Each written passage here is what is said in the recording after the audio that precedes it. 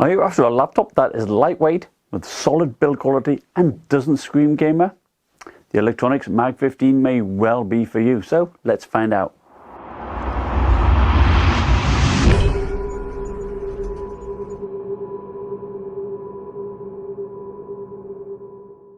Hi, this is Stephen from Own or Disown.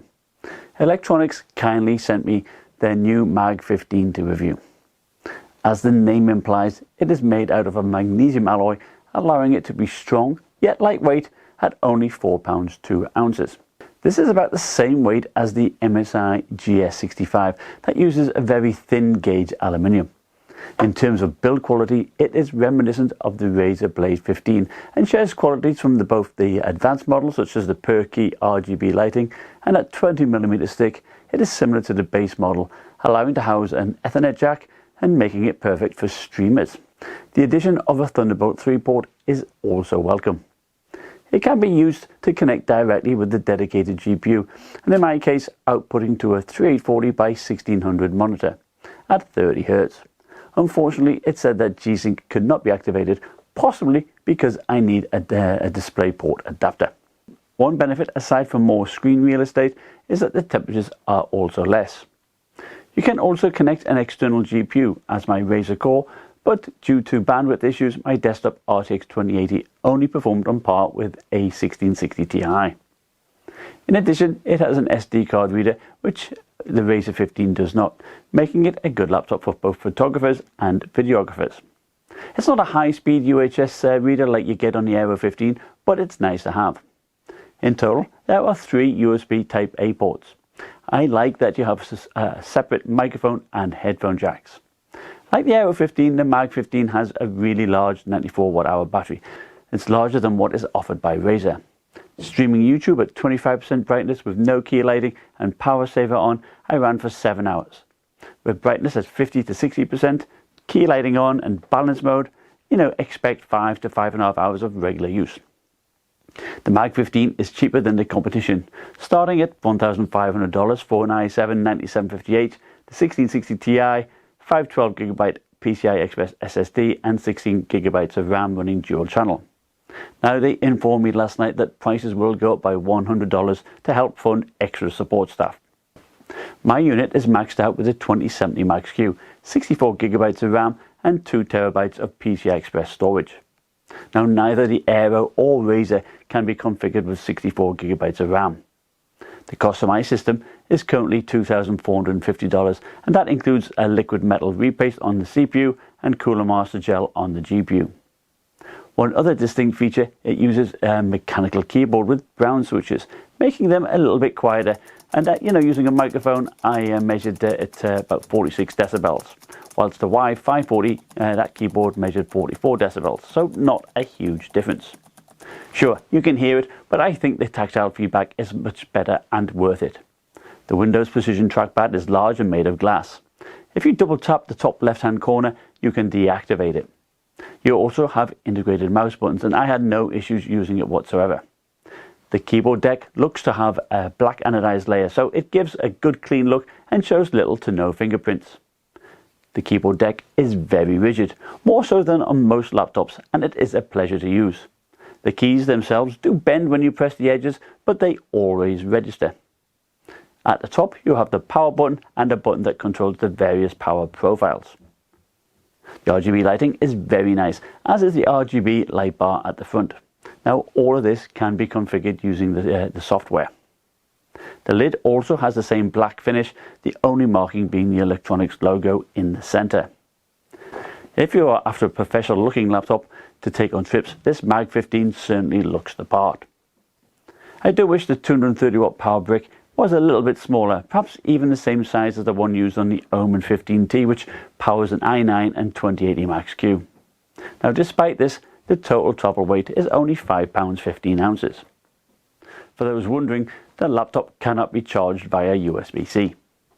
The total power pull from the wall under load was 183 watts, so a 230 watt brick is ideal. The 1080p 144 Hz panel is made by BOE, and here are the specs listed by panellook.com. Electronics tells me that the response time is 3 to 5 milliseconds. And indeed, ghosting performance was even better than the 144Hz panel on my Triton 500. Now at 330 nits, at max brightness and NTSC color gamut of 72% and a contrast of 810 to 1, the screen looks nice and sharp. You can see how much smaller it is compared to the Triton 500. Now this is in part due to the very small bottom chin. The magnesium alloy panel is just as rigid as the thicker aluminum one on the Triton. Now despite the very narrow top bezel, Electronics still has space for a webcam. Here's the webcam. Actually it looks pretty decent, good colour, and it looks fairly sharp for a 720p webcam. And this is what it's like when you type on the keyboard. Of course this is on balance mode, so let's increase the fan speed. We'll put it on max fans. See if you can hear the max fans. And now see what it's like when it's on battery, so I'll unplug the power cable. It still works pretty well on battery, so I like it. And alongside the webcam is an infrared camera allowing for quick logins via Windows Hello. Under bright light, the panel is clearly visible, perhaps one of the best I have seen on an IPS. There was a little bit of backlight bleed, but not noticeable when I was gaming. Underside also has a nice clean look with ample air intakes. You have the speaker grills firing down at the front and some plastic cutout for the Wi-Fi antenna. This panel is also very rigid. It actually reminds me of the Alienware M15 bottom panel actually. Here is a metal plate with a thermal pad to help cool the two available M.2 NVMe drives. Electronics use the Intel 1660p, which is a budget PCI Express SSD, but is still plenty fast as long as you don't fill it up. The Wi-Fi card is the Intel AX200 Wi-Fi 6, which gives great download speeds. You have the two fans, the GPU here and the CPU here, with 3 shared heat pipes and 1 separate one for the GPU. There are a total of 4 heatsinks, so the cooling looks up to task.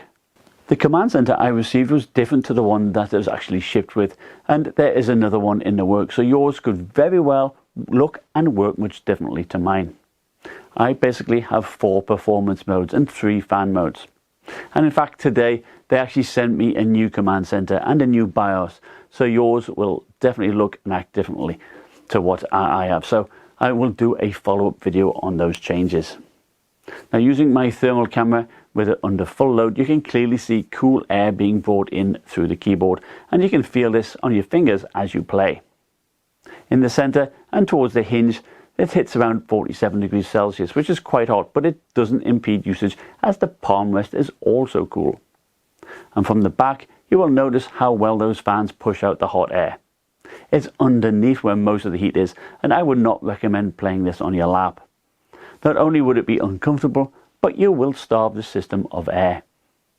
Now the fan noise under load, either with a max fan or using my gaming mode, was 52 decibels, so it's not the quietest, but I would rather move hot air out of the system. If you want a quiet system for office tasks, then the Mag 15 is it. Under quiet mode, the fans don't spin up at idle at all. The speakers were a bit of a letdown. Most systems with these specs, are around about 72 to 75 decibels, but the Mag 15 was only at 66. I recommend using headphones. Now Electronics does tell me that due to Windows Build 1903, there is a Sound Blaster compatibility issue, and they are working on this, so you may see some improvement later on. The BIOS allows you to disable hyperthreading and turbo boost, as well as specify how many cores you want active. The 9750H performs very well once it is undervolted. I capped mine at 3900 MHz and got best in class results. In the Puget Systems Photoshop benchmark, it scored the same as my 8-core 2080 Max-Q Omen 15T. In Adobe Premiere Pro, it beat the Mech 17 with the same CPU and only a little bit behind the 8-core laptop. Now of course, using GPU acceleration, this would shorten the time to about 3 minutes. In Cinebench R20, even at stock, it would get nearly 3000 points, and with a little bit of tweaking, it got 3070 points. But this is a short test. A handbrake encode is a much better judge of performance. At stock, even though temperatures were great, the CPU will power throttle to 3500 MHz, which is quite normal. Now undervolted, you will see the CPU settle at 3800 MHz and still show great temperatures. And as you can see, doing this tweak shaves off 3 minutes, and made it the fastest 9750H I have tested. For those that do real-time audio, you'll be happy to know that it passed my latency mon test. Now there are two hurdles that Electronics face. The first was balance mode capped the GPU at 645 MHz.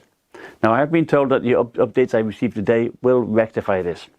Now the second was the fact that Intel wrote the BIOS so that the GPU would throttle at 75 degrees Celsius. Now to work around this, I ran my tests using both max performance and ElectroBoost mode and measured the average GPU clock rate. I then used throttle stop to set the CPU clock to 3700 MHz and undervolt to help cool the CPU, and with the shared heat pipes this will also help cool the GPU. I then used the MSI Afterburner curve editor to boost the clock between 1450 MHz and about 1620 MHz, which is higher than what I was seeing at stock. My second option was to leave the GPU boost alone and just lower the CPU to 3400 MHz with an undervolt, with the aim to lower the GPU temperature. In my game testing, I also overclocked the GPU by 123 MHz. Here was Battlefield 5 using DX11 Ultra settings during a 64-player Rotterdam map. Stock max performance on the left with stock ElectroBoost on the right. Now there is not a lot between them as the GPU throttles down. Now I set the CPU at 3700 MHz and used the custom GPU curve. Now both do a decent job of holding a higher GPU boost clock, but in my testing I felt that just setting the CPU at 3400 MHz gave me better frame rates and it was easier to do. Bob of All Trades found that using the ASUS Tweak 2, you were able to manually override this thermal limitation and set the cap to the NVIDIA spec of 87 degrees. Now, with the GPU capped at 87 degrees using max performance and max fan on the left, and on the right, the same with it overclocked. You will see a slight performance increase when overclocking, but not by much. So stock performance, we saw 95 FPS, which is slightly behind the same GPU in the Y740, but this is because of the GPU hitting 75 degrees and throttling down. Just undervolting and underclocking the CPU gave an 11% increase, whilst setting the GPU at 87 degrees saw similar at 103 FPS. Now this is a nice improvement over the Y740. Now here is Overwatch, again playing multiplayer. Max performance on the left and ElectroBoost on the right. Not much difference between them, both having the CPU pulling 45 to 50 watts, and the temperatures are similar. Now we have the GPU set to 87 degrees on the left, and on the right the default 75 degree cap on the GPU, but the CPU undervolted and set at 3400 MHz. There is not a lot of difference between the GPU clock at all, nor is there that much difference in frame rate. But there is a big difference in CPU temperature. Making the GPU run hotter will make the CPU run hotter as well. So it would probably make sense to do similar tweaks on that just to cool that down a little bit. Now compared to the Y740, the Mag 15 falls behind at stock until we removed that thermal limitation, which sees it jump ahead. Now all in all, the Mag 15 does well here, considering how much smaller it is. The other games I benchmarked using their respective benchmark utilities. Now the big drawback is that it takes a bit of time for the GPU to hit that 75 degrees threshold before it throttles. So the stock benchmarks are not really a true representation of what you see in game. Here is Shadow of the Tomb Raider using higher settings. Stock max performance on the left, the CPU undervolted in the center, and on the right we have the GPU set to 87 degrees. The two tweaked options again show a nice improvement over stock, so hopefully Electronics can give us the 87 degree option via a new BIOS. At minimum, we see a 14% boost doing this, and perhaps more importantly, an 8% improvement over the Y740. So how would I sum up the Mag 15? Well, I really like it. I had the Razer Blade 15 and the build and design of this are on par, with the added benefits of it being lighter, having an SD card reader, an Ethernet port, you have available more RAM and more storage, and a larger battery, whilst being cheaper. Now compared to the Aero 15, it is much cheaper. Sure, you don't have a 240Hz or OLED panel options, so hopefully these will come in perhaps in the future.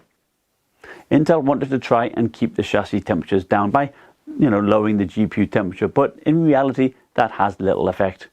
but it does negatively affect performance. So I am grateful for all the hard work Electronics is putting into this system to give a good solution. Now I can testify that their responsiveness has been second to none, and they tell me that they do now have overseas shipping options on their website. I'd like to thank you for watching. Remember, like, subscribe, and I'll see you next time. Bye.